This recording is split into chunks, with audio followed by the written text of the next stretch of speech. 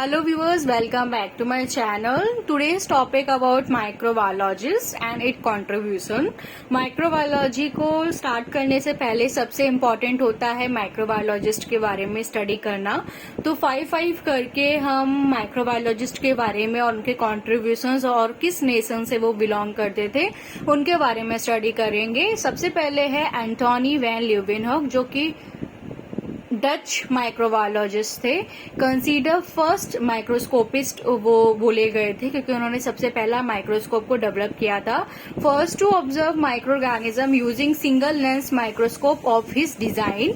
उन्होंने सबसे पहले माइक्रो ऑर्गेनिज्म देखा था बाय यूजिंग, उन्होंने खुद का जो सिंगल लेंस माइक्रोस्कोप बनाया था उसी से ही उन्होंने माइक्रो ऑर्गेनिज्म को देखा था। Second is a Lazzaro Spallanzani, वो इटालियन थे। उन्होंने प्रूव किया था कि bacteria did not arise due to spontaneous generations. मतलब स्पॉन्टेनियस जनरेशंस में ये था कि डेड और डिकेइंग ऑर्गेनिक मैटर से हमारा लिविंग ऑर्गेनिज्म प्रेजेंट होता है, लिविंग ऑर्गेनिज्म प्रोड्यूस्ड होता है डेड और डिकेइंग ऑर्गेनिक मैटर से।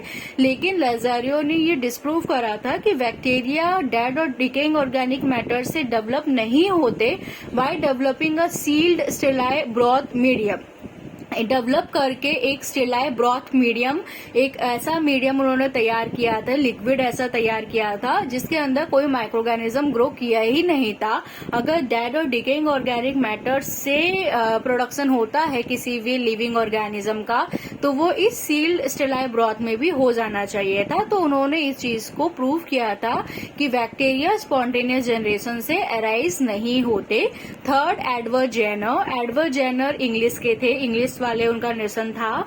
उन्होंने वैक्सीन को डेवलप किया था अगेंस्ट स्मॉल पॉक्स डिजीज जो है जिसमें हमारी बॉडी के ऊपर स्मॉल लेशंस या स्मॉल पिंपल्स जैसे हो जाते हैं, वो उन्होंने डेवलप किया था। उसके लिए उन्होंने वैक्सीनेशन को तैयार किया था by using a cow pox का यूज करके।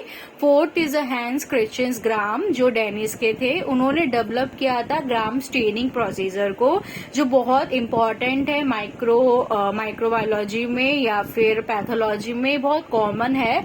और ये हैंस क्रिश्चियन ग्राम ने डिस्कवर किया था to differentiate between the gram positive और ग्राम नेगेटिव और द स्ट्रक्चर कैसा है माइक्रो ऑर्गेनिज्म का उसको देखने के लिए।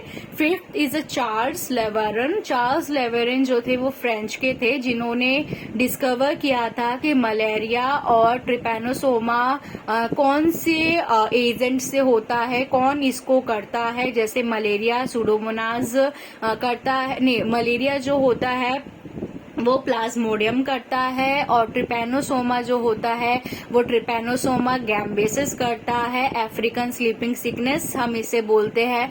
और मलेरिया को प्लाज्मोडियम ओवियल, प्लाज्मोडियम फ्लैकीपेरम, प्लाज्मोडियम मलेरियम ये सब करते हैं। तो parasite is responsible for causing this malaria and Trypanosoma. इसको डिस्कवर किया था चार्ल्स ने, जो कि फ्रेंच के रहने वाले थे। अब आगे वाले लेक्चर्स में मैं आपको फिर से 5 बताने वाली हूँ माइक्रोबायोलॉजिस्ट और उनका contribution. So stay tune with me and please subscribe my channel for more informative knowledgeable videos. और आप मुझे कमेंट भी कर सकते हैं कि कौन सा माइक्रोबायोलॉजिस्ट मैं आपको बहुत डिटेल्ड में बताऊं और एक एक चीज उनके बारे में बताऊं। Thank you.